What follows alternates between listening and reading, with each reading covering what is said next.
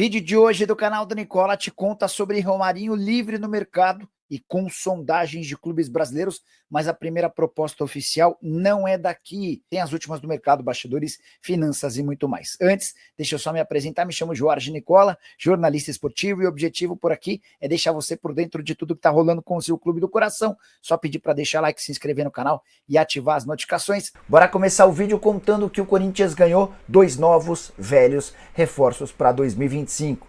É que Thales Magno e Coronado tem jogado muito mais bola agora do que fizeram na temporada passada e são os grandes destaques desse início do ano. Nesse sábado, o Corinthians venceu o Noroeste por 2-1 na Neoquímica Arena, chegou a 15 pontos. Dos 18 possíveis, são 5 vitórias em 6 partidas. A única partida em que o Corinthians não venceu foi na derrota para o São Paulo no Morumbis. E Thales Magno e Coronado têm se destacado bastante, gerando dúvidas na cabeça do técnico Ramon Dias. O treinador argentino, inclusive, falou sobre o tema na entrevista pós-jogo. Bora aos números dos atletas. Vale a lembrança de que Thales Magno e Coronado marcaram os gols da vitória contra o Noroeste. O Thales abriu o placar aos 34 minutos dos... O Coronado abriu o placar aos 34 do primeiro tempo. O Thales fez 2-0 aos 30 do segundo. O Noroeste ainda descontou no finalzinho.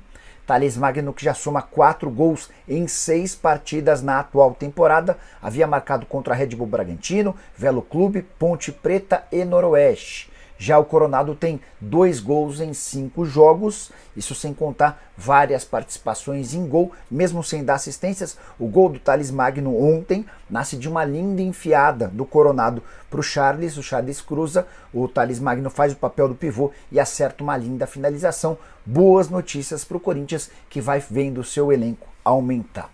Com a principal notícia do sábado, Romarinho está livre no mercado, agora de forma oficial. O próprio Romarinho usou suas redes sociais para comunicar que não tem mais contrato com o Neon SC.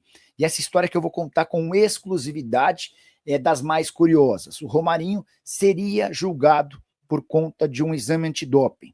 No ano passado, em meio a um processo para tentar engravidar sua esposa, para ter o segundo filho, ele tomou um medicamento que ele não sabia que lhe causaria doping. Ele acabou sendo flagrado no exame antidoping, condenado, o time dele recorreu, e enquanto aguardava a decisão final, o último parecer em instância decisiva, para saber se teria condição de continuar jogando ou não, começou-se a especular a possibilidade de Romarinho ter seu contrato rescindido. A janela na Arábia Saudita se encerrava nessa sexta-feira. E o Neon SC, um dos clubes mais ricos do futebol saudita, que disputa a segunda divisão, não queria correr o risco de não poder utilizar o Romarinho na reta final da competição e não usar a vaga de estrangeiro do atleta. O que o Neon SC fez? Se antecipou ao julgamento, rescindiu o contrato do Romarinho e anunciou a contratação de um jogador estrangeiro para o lugar dele na reta final da competição.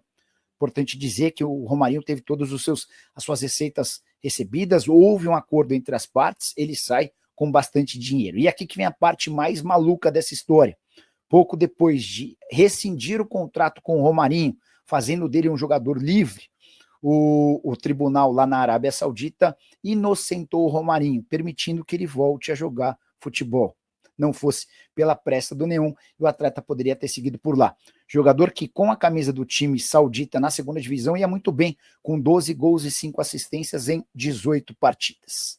Romarinho já tem sondagens de clubes brasileiros, mas a primeira proposta oficial não é do Brasil. Posso assegurar para vocês, depois de ouvir uma pessoa envolvida nas tratativas, que o Al Saad do Catar, o clube mais rico do Catar, já fez proposta pesada para contar com um atleta de 34 anos de idade, que tinha vínculo com o Neon SC até a metade do ano de 2026.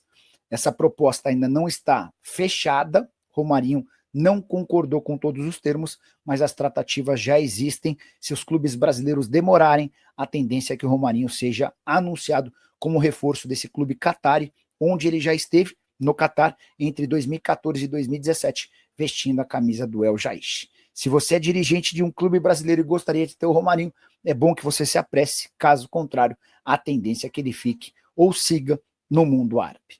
Thales e Coronado decidem, o Corinthians vence mais uma, desta vez o Noroeste, mas erros defensivos voltam a aparecer e assustam, né? O que não precisava. E o Memphis Depay jogando numa função diferente. Eu quero falar com vocês sobre isso. Chega mais, eu sou o Chico Garcia, inscreva-se no canal. Tô aqui de novo na sala Google da Band, né? Eu acabei de comentar pela Band News FM essa vitória do Corinthians sobre o Noroeste, que assim, era pra ter sido uma vitória tranquilíssima, com os 2-0 construídos até a reta final do jogo. O Noroeste não atacou o Corinthians teve méritos em relação a isso. Ocupou o campo ofensivo e não deixava o Noroeste sair. O Noroeste também pouco tinha a fazer, né? Definiu no primeiro tempo 2 linhas de 5, apenas o Carlão isolado no ataque e ficou esperando. E o Corinthians martelando, perdendo muitas chances, e essas oportunidades muitas vezes fazem falta. Quando daqui a pouco você comete um vacilo ou outro e o placar se torna mais apertado do que deveria, foi o que aconteceu. O Corinthians abre um 2-0 e aí dá uma cochilada no final, um lançamento do Cicinho, né, pela lateral direita, a bola chega até o Pedro Felipe, um jogador que é colocado pelo Paulo Comélio, o técnico do Noroeste, para se aproximar mais do Carlão, e aí ele abre mão um pouco, né, de um sistema tão defensivo, coloca 2 atacantes lá para tentar alguma coisa, e aí nesse lançamento ele antecipa o Kaká e o André Ramalho. Não foi uma falha só do Kaká, não.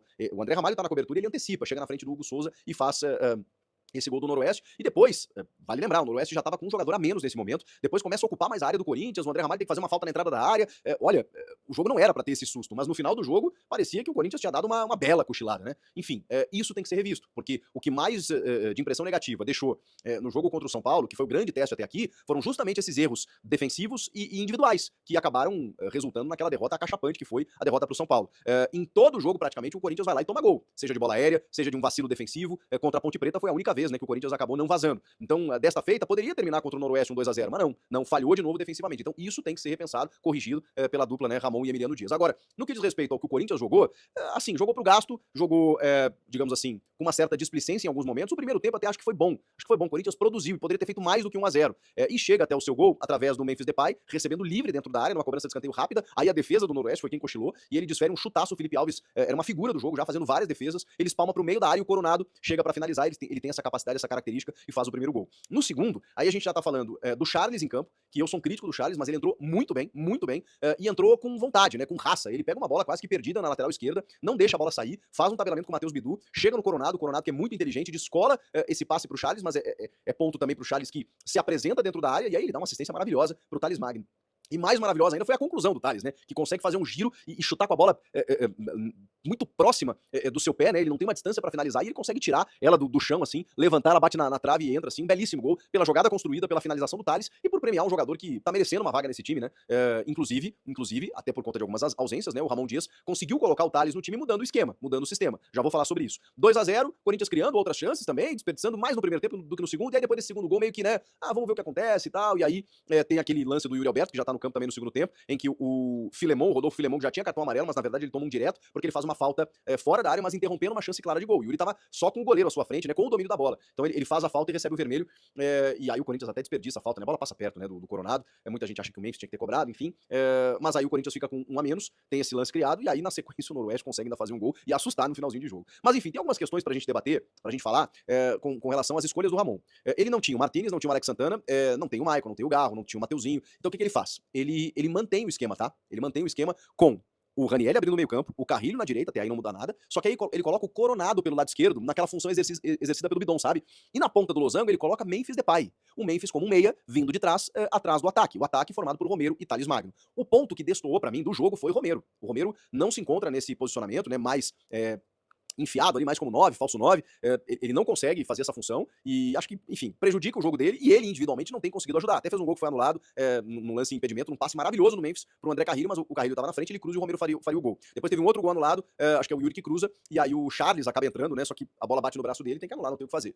Enfim, eu gosto dessa função do Memphis atrás do ataque e eu sei que muita gente não gosta. Por que eu gosto? Porque tava falando que o Romero não foi bem, né? O Thales sim, se movimentou, todos eles foram bem. O Coronado fez um baita jogo, na minha opinião.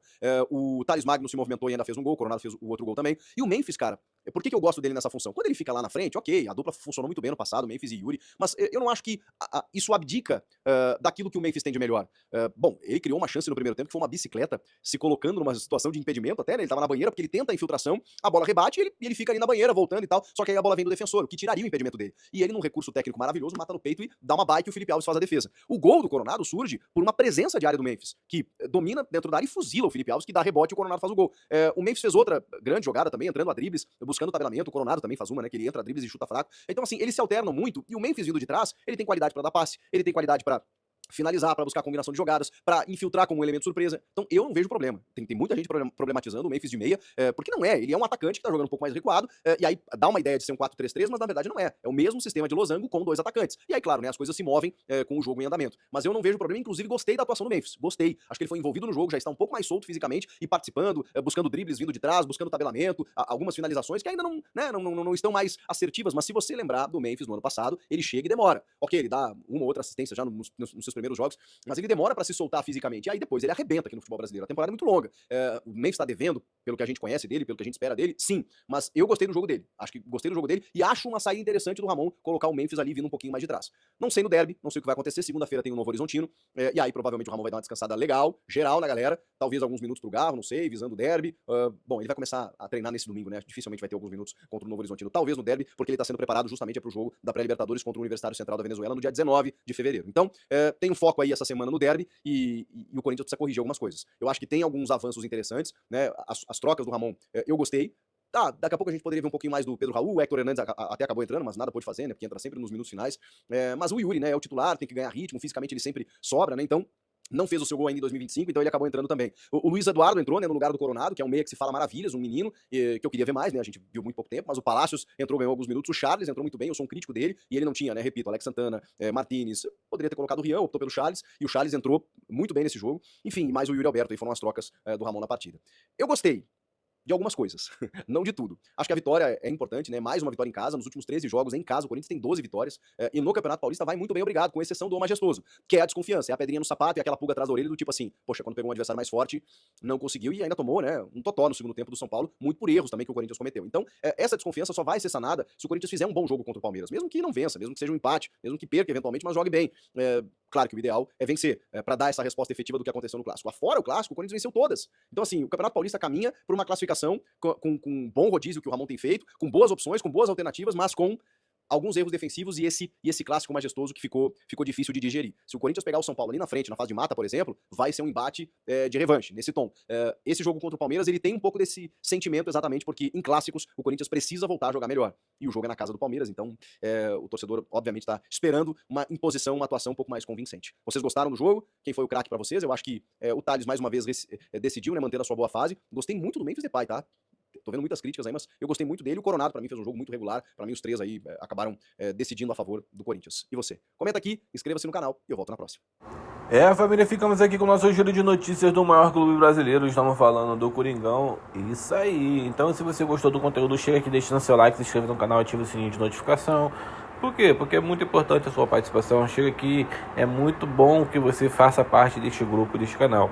Então é isso, rapaziada. Não é inscrito, se inscreve. Se for inscrito, só deixa o like aí pra gente, fortalece. Se quiser se tornar membro, pode fazer isso, fica à vontade. Valeu? Um grande abraço no coraçãozinho, até o próximo vídeo. Vamos pra cima, vamos que vamos.